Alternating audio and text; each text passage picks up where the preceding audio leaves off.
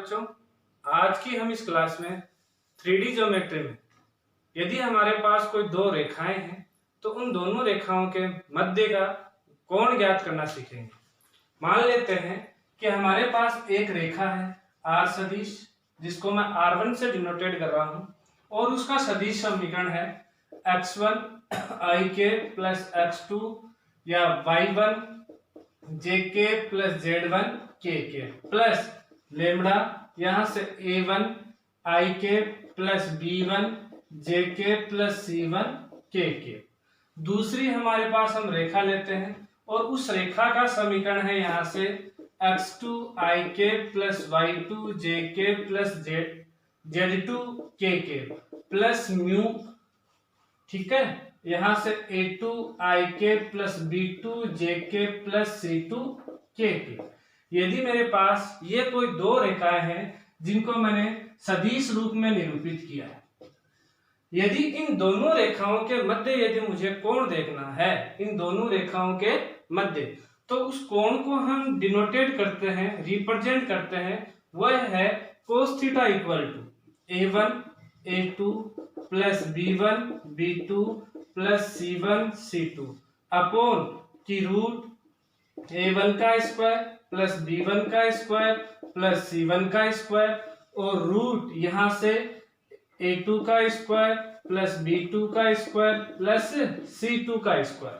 तो इनके मध्य बनने वाला जो कोण है थीटा, उसको यदि हम कोसाइन के रूप में ज्ञात करते हैं तो cos थीटा इक्वल टू होगा a1 a2 plus b1 b2 plus c1 c2 upon root a1 का स्क्वायर b1 का स्क्वायर प्लस c1 का स्क्वायर और रूट a2 का स्क्वायर प्लस b2 का स्क्वायर प्लस c2 का स्क्वायर। अब ये a1 या a2 b1 b2 c1 c2 कहां से है? a1 यहां से, लेमड़ा जो लेमड़ा या म्यू के जो आगे वाले हैं, जो सदिश है, जो हमें इनकी दिशाओं के बारे में ज्ञान देता है, वहीं से। तो a1 b1 c1 यहां से, a2 b2 और c2 यहां से। तो ये हो गया हमारे पास जब हमारे पास कोई दो रेखाएं दे रखी हो और उन दोनों रेखाएं सदिश रूप में दे रखी हो। अब कहानी आती है कि यदि मेरे पास कोई रेखाएं हैं और वह रेखाएं कार्तीय रूप में दे रखी हो, तो उस कंडीशन में हम कोण कैसे ज्ञात करें? तो उस कंडीशन में हमारे पास रेखा का समीकरण, पहली जो रेखा उसका समीकरण बन जाएगा x minus x1 upon a1 equal to y minus y1 upon b1 equal to z minus z1 upon c1। ये तो हो जाएगी इक्वेशन नंबर कौन सी? फर्स्ट, या हम कहें ये हो जाएगी रेखा, पहली रेखा। दूसरी रेखा का समीकरण x minus x2 upon a2 equal y minus y2 upon b2 equal z minus z2 upon c2। तो ये हो गई रेखा नंबर दूसरी का समीकरण। तो इन रेखाओं से भी हम यहां से इनके अधिक अनुपात ले सकते हैं, a1 b1 c1 और a2 b2 और c2। ये डाटा है, यदि हम यहां रखते हैं तो इनके मध्य बनने वाला कोण हमें ज्ञात कर सकते हैं। अब उसके बाद में आता है, यदि मैं इनके अंदर भाग देता हूं, यहाँ ऊपर वाले नीचे वाले से यदि हम ऊपर वाले में भाग देते हैं तो देखो यहां से बनता है a1 अपॉन रूट a1 का स्क्वायर प्लस b1 का स्क्वायर प्लस c1 का स्क्वायर। और ये मुझे याद आता है कि किसी रेखा की दिक् कोजाओं को निरूपित करता है, दिक् कोसाइन को निरूपित करता है। तो ये बन गया हमारे पास L1, ये यहां से बन जाएगा L2, फिर ये यहां से M1, ये यहां से बन जाएगा M2, ये हो गया C1 और ये यहां से बन जाएगा C2। तो हम इसको इस फॉर्म में भी लिख सकते हैं L1 L2 plus M1 M2 plus N1 और N2। तो ये हो गया, यदि हमारे पास कोई रेखा है, उस रेखा की यदि हमारे पास दिक् कोजाएं दे रखी हैं, तो उस कंडीशन में यदि कोण ज्ञात करना है तो cos थीटा बराबर क्या होगा? L1 L2 plus M1 M2 plus N1 और N2 होगा। ठीक है, तो ये रेखाओं का हमारे पास क्या था? दो रेखाएं थी, उन दोनों रेखाओं के मध्य कोण कैसे ज्ञात करें, ये हमारे पास तरीका था। अब कहानी आती है कि यदि ये रेखाएं परस्पर कैसी हो? लंबवत। तो देखो मैं यहां से बताता हूं पहली कंडीशन क्या है और दूसरी कंडीशन क्या है।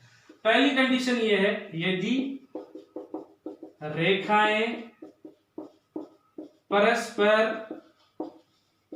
लंबवत हो, यदि लंबवत हो तो थीटा बराबर उस टाइम हमारे पास डिग्री आ जाएगा 90 डिग्री, या मैं कहूं पाई अपॉन 2। यदि थीटा का मान मैं यहाँ रखता हूं तो ये बन गया cos 90, और cos 90 की वैल्यू हमें पता है किसके बराबर होगी, 0 के बराबर। तो उस कंडीशन में ये बराबर हो जाएगा a1 a2 plus b1 b2 और प्लस c1 और c2 अपॉन की रूट यहां से आता है हमारे पास a1 का स्क्वायर प्लस b1 का स्क्वायर प्लस c1 का स्क्वायर और रूट a2 का स्क्वायर प्लस b2 का स्क्वायर प्लस c2 का स्क्वायर, ये इक्वल किसके होगा, 0 के। यदि ये भाग इधर 0 से मल्टीप्लाई हो गया तो हमारे पास बना a1 a2 plus b1 b2 into b1 into b2 और प्लस c1 c2, ये बराबर किसके हो जाएगा, 0 के। तो हम ये कह सकते हैं कि यदि मेरे पास कोई दो रेखाएं हैं और यदि वो दोनों रेखाएं परस्पर लंबवत हैं तो उस कंडीशन में उन दोनों रेखाओं के जो दिक् अनुपात है, संगत दिक् अनुपात है, उनका गुणनफलों का योग हमेशा किसके बराबर होगा, 0 के बराबर होगा। और यदि हम इनकी दिक्कोजाएं देखें, दिक्कोजाएं से ले तो दिक्कोजाएं वाली कंडीशन में क्या बन जाएगा, L1 L2 plus M1 M2 plus N1 N2। देखो यहाँ cos 90 0 मान हुआ तो ये बराबर हो जाएगा किसके, 0 के। तो ये इक्वल आ चुका है 0। अब हमारे पास एक कंडीशन और आती है, यहां से कंडीशन जो आती है वो है तीसरी कंडीशन, ठीक है, वो मैं आगे बताता हूं। देखो दूसरी कंडीशन है, और दूसरी कंडीशन है यदि इसमें दूसरी कंडीशन यदि रेखाएं परस्पर समांतर है, यदि रेखाएं परस्पर समांतर है तो थीटा उस टाइम हमारे पास क्या बन जाएगा, 0 डिग्री।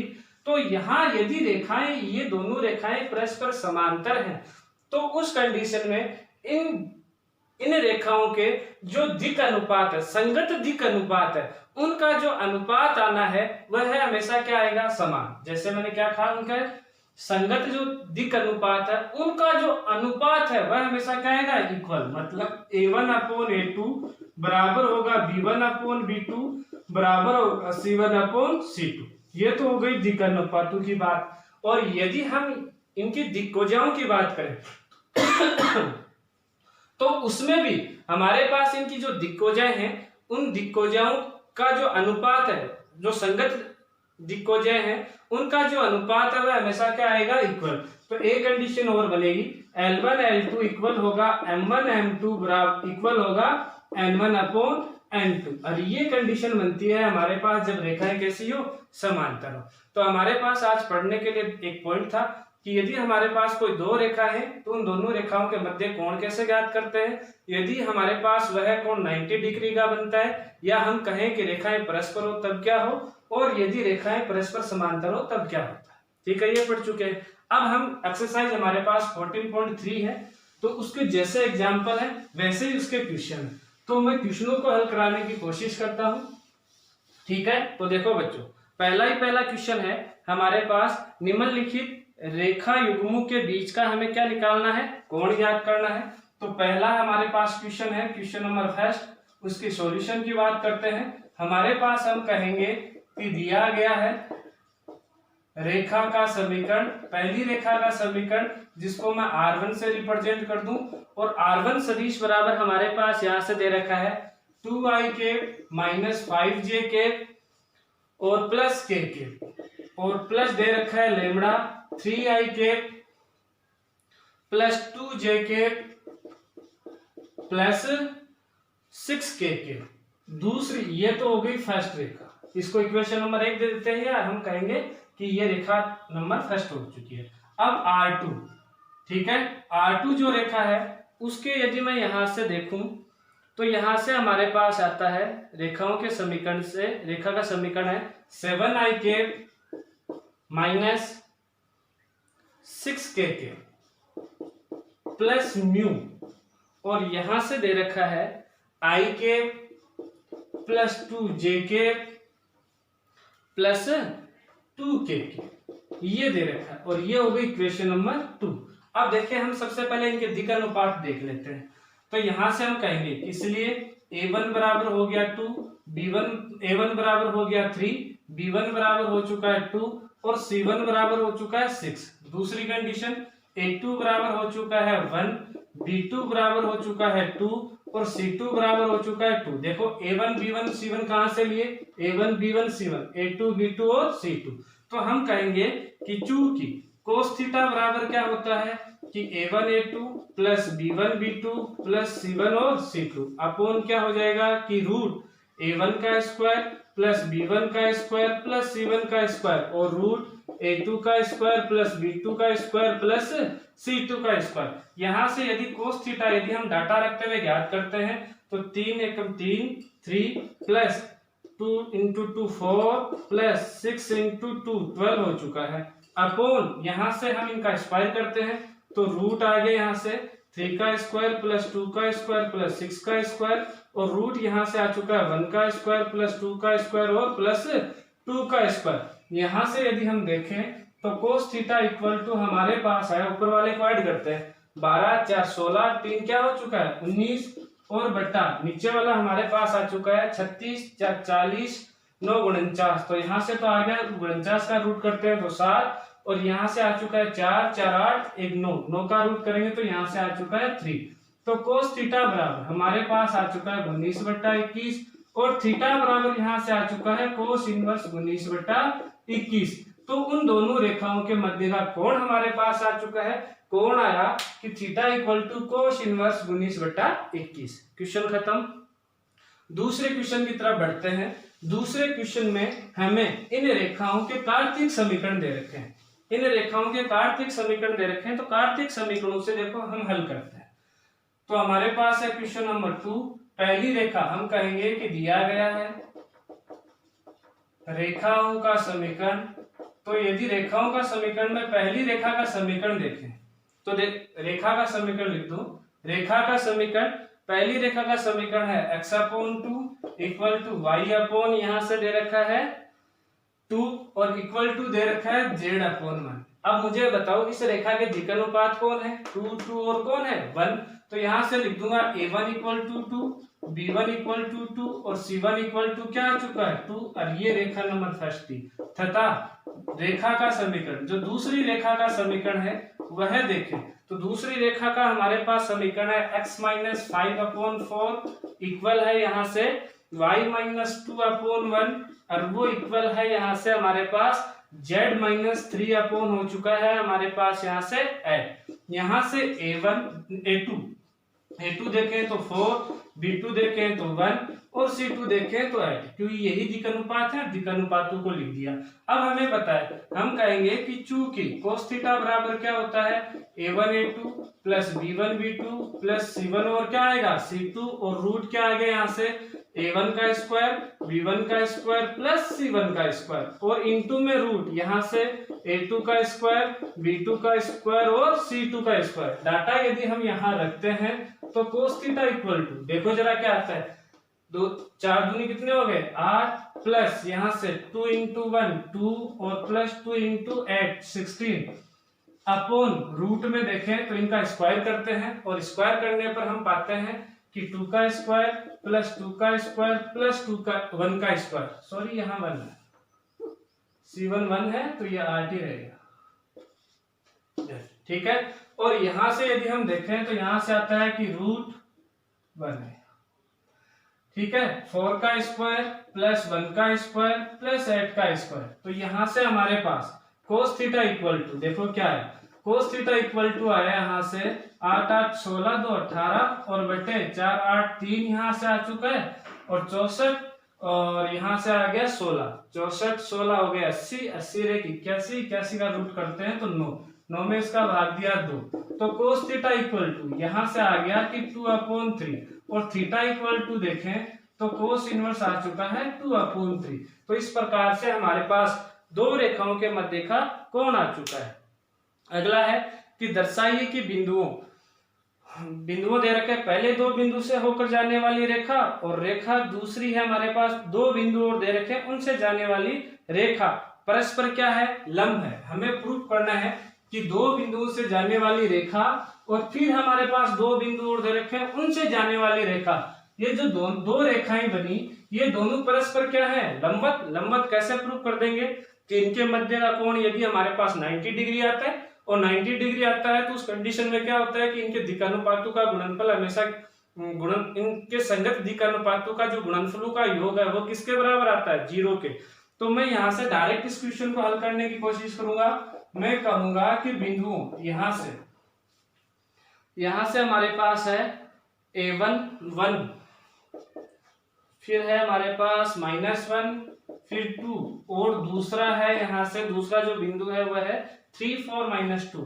तो 3 4 -2 से होकर जाने वाली रेखा के दिक् अनुपात। अब हमें पता है इनके दिक् अनुपात कैसे ज्ञात करते हैं। हमने एक्सरसाइज 14.1 में भी ज्ञात किया और हमने एक्सरसाइज 14.2 में भी ज्ञात किया।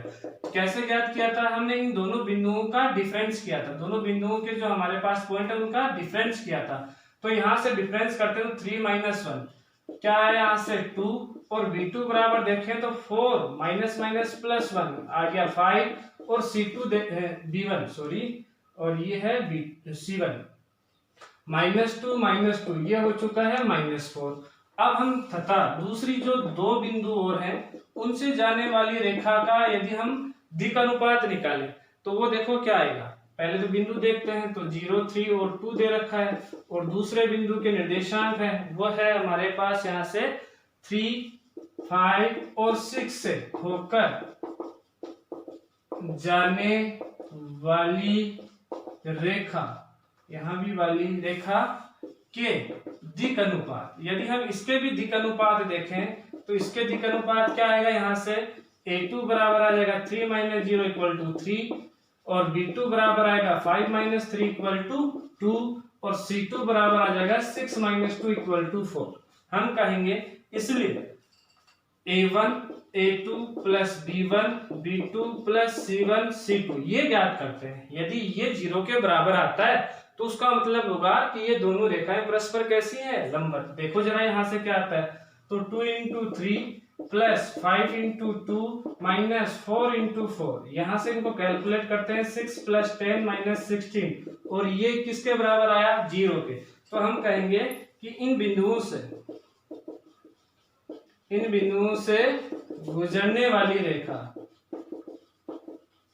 परस्पर लंबवत है। तो ये हो चुका है प्रूफ। ठीक है, अब अगला जो चौथा क्वेश्चन है वो ऐसा ही है। क्या है, यदि दो रेखाएं दे रखी हैं और उन दोनों रेखाएं के लिए कहा गया है कि ये परस्पर लंबवत हैं तो उनके दिक् अनुपात निकाल लेंगे। कार्तिक हमारे पास रूप में दे रखा है और उस ज्ञात करेंगे तो यहाँ से उसकी क्या की वैल्यू आ जाएगी, तो वो खुद करेंगे। एक अच्छा क्वेश्चन है और क्वेश्चन नंबर 5 मैं बताता हूं, ध्यान से देखना। सर्जन इंपोर्टेंट क्वेश्चनों में से शामिल है। क्वेश्चन नंबर 5, हमें कहा गया है कि बिंदु 1 2 -4 से होकर जाने वाली तथा दो रेखाएं, दोनों रेखाओं के समीकरण दे रखे हैं पर लंब रेखा। अब देखो इस जो बिंदु है, इस बिंदु से जाने वाली जो रेखा है वह है दो रेखाएं और है, उन दोनों पर लंबवत है। दोनों पर कैसी है, लंबवत। ये नहीं कह रखा कि वो दोनों समांतर है। हमें कहा गया कि ये जो रेखा जिस बिंदु से होकर जाती है ये इस पर भी लंबवत होगी और इस पर भी लंबवत होगी, तो उसका सदिश समीकरण। तो इस बिंदु से होकर जाने वाली रेखा का हमें क्या निकालना है, सदिश समीकरण। तो देखो यहां से क्वेश्चन नंबर 5 मैं कहूंगा कि दिया गया है। सबसे पहले कहूंगा रेखाएं देखें तो पहली रेखा है हमारे पास यहाँ से x - 8 अपॉन यहाँ से दे रखा है 3। दूसरी वाली जो रेखा है y + 19 अपॉन दे रखा है यहाँ से -16, और तीसरी वाली रेखा दे रखा है z - 10 अपॉन 7। ठीक है, तो ये तो होगी रेखा नंबर फर्स्ट। दूसरी जो रेखाएं हैं वह है x - 15 अपॉन यहाँ से दे रखा है 3। दूसरी है y - यहाँ से दे रखा है 29 अपॉन 8, और तीसरी यहां से दे रखा है हमारे पास z - 5 अपॉन -5। यही दो रेखाएं दे रखी है। ठीक है, तो ये होगी दूसरी रेखा जिसको मैं 2 से रिप्रेजेंट कर रहा हूं। अब मैं कहूंगा और यहां से बिंदु, कौन से बिंदु, यहां से यदि हम बिंदु देखें तो बिंदु हमारे पास है 1 2 -4 से जाने वाली रेखा वाली रेखा का समीकरण। अब यहाँ उसके दिक् अनुपात नहीं दे रखे या इसके कोई समांतर रेखा नहीं दे रखी, ठीक है, तो मैं क्या करूंगा, इसके दिक् अनुपात मान लेता हूं वाली रेखा का समीकरण। जब रेखा के दिक् अनुपात क्या हो, ए बी व सी हो, तो उस कंडीशन में रेखा का मैं कार्तिक समीकरण देखूं तो क्या बन जाएगा, x minus 1 upon A equal Y minus 2 upon B और इक्वल जेड प्लस 4 अपॉन क्या हो गया सी। और ये इक्वेशन नंबर क्या हो गई 3। अब ये जो रेखा है, यह रेखा इस पे भी लंब है और इस पे भी लंब है, तो हम यहां से इनको हल कर लेते हैं। मैं कहूंगा कि चूंकि रेखा फर्स्ट और रेखा 3 परस्पर कैसी है, लंबवत। अगर ये परस्पर लंबवत हैं तो इनके जो दिक्कनुपातों का गुणनफल है वो किसके बराबर आएगा, 0 के। तो यहां से देखें 3a और माइनस आ चुका है 16b और प्लस आ चुका है 7c इक्वल टू क्या हो गया 0। Equation number 4। अब हम और कहेंगे कि चूंकि रेखा पहली और नहीं सॉरी दूसरी और रेखा तीसरी जो है वो भी कैसी है, परस्पर लंबवत है। अब ये दोनों ये रेखा और ये रेखा भी लंबवत है, तो इनके दिक्कनुपातों का गुणनफल किसके बराबर आ जाएगा, 0 के। तो 3a plus 8b 3a plus 8b minus 5c वो इक्वल आ चुका है 0 के। अब इक्वेशन नंबर क्या हो गई 5। अब इक्वेशन 4 और 5 को हमें हल करना है। इक्वेशन है 2, वेरिएबल है 3, तो ऐसे इक्वेशन को हल करने का जो तरीका है वो देखो बच्चों। यदि मेरे पास इक्वेशन है 2, वेरिएबल है 3, तो मैं कैसे हल करूं, तो सबसे पहले मैं उन वेरिएबलों को लिख लेता हूं। पहला वेरिएबल है a, फिर दूसरा वेरिएबल है b और तीसरा वेरिएबल है c। इसके भाग बट्टे में, यहाँ बट्टे में, यहाँ बट्टे में, यहाँ बराबर, यहाँ बराबर। ठीक है बच्चों, देखो तरीका बताता हूं। अब a के गुणांकों को छोड़ दो, अब यहाँ लिखना है b और c के गुणांक, b और c के। यहाँ से b का गुणांक है -16 और c का गुणांक है 7, यहाँ से b का गुणांक है 8 और यहाँ से c का गुणांक है -5। ठीक है, b और किसका लिखा, c का। अब यहाँ किसका लिखेंगे, b के बाद में कौन आ रहा है, c, तो पहले c का लिखेंगे, फिर वापिस b का तो लिखना ही नहीं है, फिर किसका लिखेंगे, a का। जो यहाँ दे रखे हैं उनके नहीं लिखने हैं, इसको छोड़ के अगले वाले के, और अगला वाला नहीं है तो फिर पीछे से स्टार्ट कर देना है। तो b का यहाँ से नहीं लिखना है, c का देखें तो 7 -5 और यहाँ से देखें तो 3 और यहाँ भी क्या आ रहा है, 3 आ रहा है। ठीक है, अब यहाँ से हम देखें तो c का, तो c के आगे कुछ नहीं है तो c वाला छोड़ देना है। अब किसके लिखे जाएंगे, a और b के। तो यहाँ से 3, यहाँ से -16, यहाँ से देखें तो 3 और यहाँ से आ चुका है 8। अब इसके जो प्रिंसिपल डायगोनल के एलिमेंट है उनको तो हमें गुणा करना है, इन दोनों को तो हमें क्रॉस वज्र गुणा करना है, ऐसे और ऐसे, और इनका गुणे में से इनके गुणे को घटाना है। तो a अपॉन यहां से हो गया 80 माइनस यहां से हो चुका है 56। ठीक है, इक्वल यहां से b अपॉन ऐसे ही इसमें करना है 21 और माइनस माइनस क्या लगेगा +50 इक्वल यहां से c upon 24 minus minus plus 48 हो गया। यहां से देखें तो a अपॉन ये बना 24 इक्वल b अपॉन ये बना 36 इक्वल c अपॉन ये बना यहां से 72। अब देखो कि क्या नीचे वाले में से कुछ कॉमन आ रहा है, क्या आ रहा है, बिल्कुल कॉमन आ रहा है। तो बिल्कुल कॉमन आ रहा है तो कॉमन क्या आ रहा है, 12 कॉमन आ रहा है। तो उस 12 को यदि मैं किसी स्थिरांक, इसको किसी स्थिरांक के बराबर लिखूं, उसमें उसका गुणा करूं, तो वह पुनः एक स्थिरांक बनेगा। अगर पुनः स्थिरांक बनता है तो वो स्थिरांक को स्थिरांक रहने दो।